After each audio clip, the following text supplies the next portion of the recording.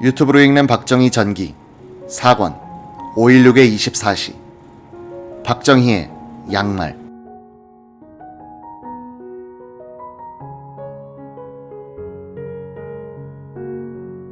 김종필 중앙정보부장이 지휘한 문제준 육군 헌병감, 박지옥 공수단장, 그리고 장도영 측근 세력 거세 작전은 1961년 7월 2일 밤에서 다음날 새벽에 걸쳐 조용하게 진행됐다. 문, 박 두 대령을 비롯하여 내각수반 비서실장 이회영 대령, 최고회의 의장 비서실장 안용학 대령 등 40여 명이 정보부 요원들에게 연행되어 반혁명 혐의로 구속됐다. 장도영은 연행되지 않았지만 이 사건이 무엇을 의미하는지는 분명했다. 7월 3일 아침 장도영이 최고회의 회의장으로 나갔더니 상임위원들이 모여서 기다리고 있었다. 박정희 부의장 겸 상임위원장은 보이지 않았다. 선임 상임위원 이주일 소장이 말을 꺼냈다. 사태가 이렇게 됐으니 각하께서도 사표를 내셔야 하지 않겠습니까? 나는 이미 사의를 표한 지 오래요. 잘 됐소. 회의를 1분 만에 끝낸 장도영 장군은 육성으로 사임 성명을 발표했다. 본인은 혁명 초부터 혁명 정권의 책임자로서 그 중책을 감당하지 못할 것을 잘 알고 있었다. 그러나 국가 초비상시에 질서를 유지하기 위하여 잠시 그 직책을 맡았던 것이다. 이제는 신망 있는 지도자가 그 직책을 맡아야 할 것이므로 나는 사임하는 바이다. 장도영은 중앙청 내각수반실로 돌아가 업무 정리를 마쳤다. 7월 1일자로 서독 대사로 임명된 신흥균 장군이 인사차 찾아왔다. 축하합니다. 일 많이 해주십시오. 장도영은 총리실에서 현관으로 나와 신흥균과 헤어진 뒤 원효로의 자택으로 돌아갔다. 그는 안방으로 들어가 두 다리를 쭉 펴고 앉아 피로하고 긴장된 심신을 풀었다. 차츰 심신의 피로가 풀리면서 자연히 참모총장 재직 시에 일어났던 헤아릴 수 없이 복잡하고 곤란했던 일들이 머리에 떠올랐다. 특히 5.16 이후 오늘까지 49일간 내가 겪은 모든 간난과 신고를 하나씩 회상해보았다는 것이다. 장도영은 그 뒤 가택연금 상태에서 지내다가 가을에 반혁명 혐의로 구속된다. 1986년에 한 기자가 김종필에게 이런 질문을 했다. 장도영 장군을 명예롭게 퇴진시킬 수는 없었습니까? 그래도 혁명의 앞장을 서준 분 아닙니까? 사반세기가 지난 지금 와서 생각할 때 그렇게 하지 않아도 되지 않았느냐 하는데 동감입니다. 그런데 그건 나의 회고일 뿐이지. 한 시대를 전환시키고 새로운 질서를 만드는 게 혁명인데 그땐 그런 여유가 없었죠. 당시에는 이기고 누르고 바꾸고 나가야 할 긴박한 상황이었으니까요. 김포주둔 해병 여단장으로서 혁명 성공에 중요한 역할을 했던 김윤근 최고위원의 증언에 따르면 박정희도 장도영과 그 측근들을 거세한 직후 상임위원들을 불러 전후 사정을 설명해주면서 괴로운 표정을 지었다고 한다. 김윤근은 박정희가 과거에 장도영에게 많은 신세를 진 사실을 모르고 있었다. 그래서 오히려 박 장군이 지나치게 괴로워하는 것을 보고 이상하게 생각했을 정도였다. 7월 3일 오후 최고회의는 장도영 의장의 실각을 발표했다. 장도영의 사표는 수리됐고 박정희 부의장이 의장에 취임했고 내각 수반에는 송효찬 국방장관이 임명됐으며 최고위원 송찬호, 박치옥, 김재민은 그 직을 사임했다는 발표였다. 박정희는 취임사를 배수의 진을 친 우리들에게는 이제 후퇴란 있을 수 없습니다. 우리들 앞에는 전진이 있을 따름입니다. 로 끝맺었다. 박정희는 7월 7일 전국 수사기관장 회의에 참석하여 훈시를 했다. 그는 정부에서 일하고 있는 군인들에 대해서 주로 경고했다. 자가 정화와 자가 단속을 철저히 하라. 점차 정부에 참여한 군인들 수를 줄이겠다. 난맥상을 보이고 있는 현재의 수사기관을 정비하겠다. 한 명의 수사 대상자에게 2개 이상의 수사기관이 중복 수사를 벌여 국민들을 불편하게 해서는 안 되겠다.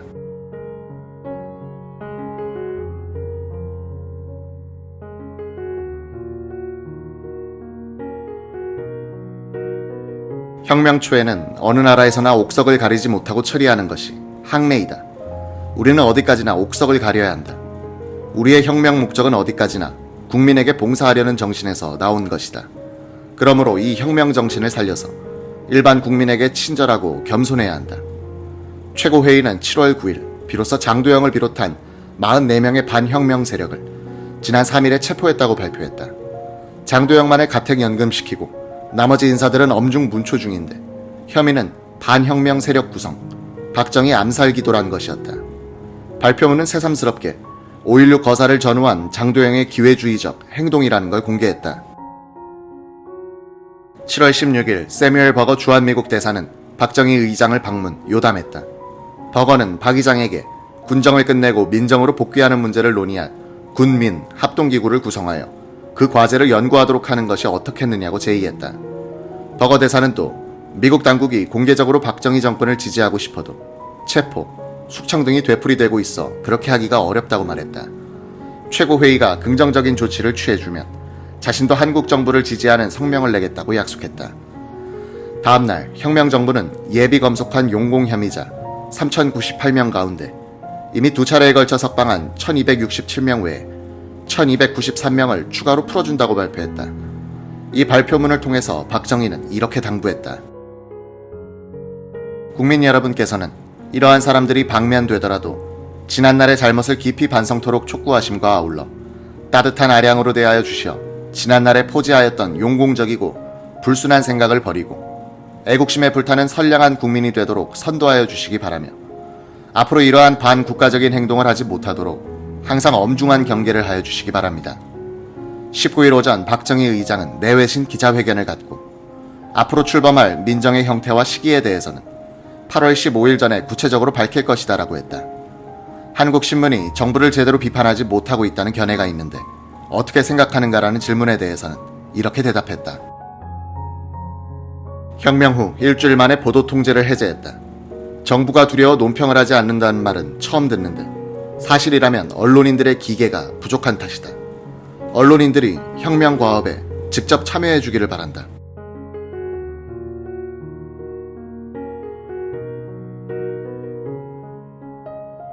권력자로 변한 박정희는 소박한 인간상을 그대로 유지하고 있었다. 육사 생도들을 혁명 지지 시위에 동원하는 데 이력을 맡았다가 박정희의 경호원이 된 육사 11기 이상훈 대위는 광주에서 열린 혁명 지지대회에 참석한 박 의장을 수행하여 작은 호텔에 들었다. 한밤중에 호텔 문 앞에서 경비를 서고 있는데 화장실을 겸한 세면실에서 인기척이 들렸다. 이 대위가 가보니 박정희가 양말을 빨아 줄에 널고 있었다. 양말이 신고 온 한 켤레밖에 없어 밤에 몰래 나와 그런 일을 하고 있었던 것이다. 이 대위에게 들킨 박정희는 멋쩍은 표정을 지었다. 박정희의 양말과 관계된 이야기가 하나 더 있다. 5.16 당시 국무원 사무처 보도과장은 국방부 보도과장 출신 이용상이었다.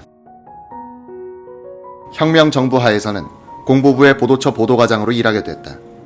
박정희가 구사단 참모장일 때 그 밑에서 정훈부장으로 근무했던 이용상 시인은 계급을 떠나서 박정희 집안과 인간적으로 친밀했다. 기자들은 이런 사실을 알고 이용상에게 박정희 의장과의 기자회견을 주선해달라고 졸랐다. 이용상은 장충동에 의장 공관으로 전화를 걸었다. 유경수가 받았다. 박 의장이 언제 돌아온다는 것만 확인했다. 이용상은 중앙청 출입기자들을 데리고 무턱대고 장충동으로 갔다. 박정희는 외출해서 돌아오더니 발을 씻고는 양말도 신지 않은 채 회견 장소에 나와 의자에 걸터 앉았다. 이낙선 소령이 호주머니 속에 양말을 넣고 와서 박 의장에게 귀옛말로 사진 기자들도 왔으니 양말을 신으시지요 라고 했다. 박정희는 큰 소리로 발은 찍지 말라고 해 라고 하면서 끝까지 맨발로 기자회견을 했다. 한국일보 윤종현 기자가 박 의장님의 주량이 어느 정도입니까? 하고 물었다. 내 주량은 여기 있는 이용상 동지에게 물어보시오. 윤 기자는 말을 잘못 알아듣고 다시 물었다. 아닙니다. 이용상 과장의 주량은 우리들도 잘 알고 있습니다. 내가 묻는 것은 의장님의 주량입니다. 아마 이용상 동지 주량은 여러분들도 잘 모르실 겁니다. 이분은 종로에서 동대문까지 가는데 일주일이 걸리는 사람이에요. 중간중간에 있는 술집을 다 들러야 하거든요. 5.16 혁명 직후 박정희를 가장 가까이에서 지켜본 사람들 가운데는 홍득만 중사가 있다. 그는 5.16이 났을 때 육군 참모차장실 선임 하사관이었다. 그는 1952년 박정희가 대구에서 육본 작전국 차장으로 근무하고 있을 때 그 밑에서 하사관으로 근무했다. 어느 날 일직사령 박정희 대령이 사병들을 집합시켰다. 홍 중사가 집합 완료를 보고하자 박정희는 전원 모자 벗어 라고 명령했다. 사병들의 두발 상태가 불량함을 확인한 박 대령은 가서 가위 가져와 라고 했다. 박정희는 두발 상태가 가장 단정한 홍 중사의 머리칼을 싹둑 자른 뒤 해산시켜라고 하고는 아무 말도 없이 들어가 버렸다. 홍 중사는 박 대령에게 찾아가서 명색이 제가 하사관인데 이렇게 하시면 부하들이 저를 어떻게 보겠습니까? 하고 하소연을 했다. 박정희는 웃으면서 그럴 거야. 지금 사병들이 뭘 하고 있는지 한번 보고 와 라고 했다. 홍중사가 막사로 내려가 보니 텅 비어 있었다. 사병들이 모두 이발하러 갔다는 것이었다. 하사관이 억울하게 혼이 나는 것을 본 사병들이 알아서 한 것이었다. 홍중사가 이것도 지휘통솔법입니까? 라고 하니 박정희는 바로 그거야 라면서 씩 웃었다. 5.16이 터지자 홍중사는 바로 곁에서 박정희를 시중두는 역할을 하게 됐다. 박정희는 최고회의 사무실에서 살다시피 했다. 잠을 언제 자는가 싶을 정도로 항상 깨어있고 일하고 있었다. 박정희는 야전 침대에서 자고 일어나면 아침 신문부터 꼼꼼히 읽었다. 그 다음에는 중앙정보부, 육해공군 정보부대에서 올라온 각종 보고서들을 뜯어 밑줄을 쳐가면서 읽기 시작했다. 그 다음엔 진정서와 건의서들을 읽었다. 보고서를 읽느라고 아침을 생략할 때도 있었다. 어느 날 유경수가 신당동 근무 중인 박환영 중사를 시켜 꿀 한 병과 잣 한 봉지 그리고 양주 한 병을 보냈다. 박정희는 홍중사가 있을 때만 잣 몇 알을 입에 털어 넣은 뒤 양주 한 잔을 얼른 마시곤 했다. 꿀은 가끔 한 숟갈씩 퍼먹었다. 혁명의 성공으로 박정희의 신당동 생활은 곧 끝나게 되고 유경수의 생활도 많이 바뀐다. 유경수의 사촌 동생인 송재관은 그때 평화일보 기자로 근무하고 있었다. 군부 쿠데타 소식을 듣고 이종 사촌 자영이 앞장을 섰다는 것을 알게 되자 한 반년 전에 있었던 일이 생각났다. 유경수가 송재관에게 전화를 걸어 동생 회사 끝나고 우리 집에 들러줄 테야 라고 했다. 무슨 일이죠? 나 지난번에 돈 탄 것 가지고 집 수리했어. 그날 퇴근길에 신당동에 들렀더니 유경수는 처마 끝에 플라스틱 차양을 덧대어 놓고 자랑하고 있었다. 갯돈을 타서 마음먹고 만든 것이었다. 그런 평범한 주부이던 유경수에게 송재관은 5월 17일 전화를 걸었다. 아니 자형은 왜 앞장서서 그런 일을 했어요? 송재관은 이종 사촌 누님으로부터 그러게 말이다 라는 말을 기대하면서 위로의 말을 준비했다. 그런데 수화기를 통해 들려오는 유경수는 정치나 시국 같은 데에는 무관심하던 예전의 그 사람이 아니었다. 유경수는 정색을 하고 말하는 것이었다. 아니 동생 무슨 소리야? 아니 자영이 위험한 일에 가담하셨기에. 송재관은 순간적으로 내가 말을 잘못했나 라고 생각했다. 유경수의 또박또박한 목소리가 흘러나왔다. 세상이 온통 부정부패로 물들고 혼란에 빠진 채로 국민들이 어떻게 살겠어. 그냥 그대로 간다면 나라는 어떻게 될 것 같아. 송재관은 대충 대답하고 전화를 끊으면서 이상하다. 저 누님이 언제 저렇게 변했나 라고 중얼거렸다.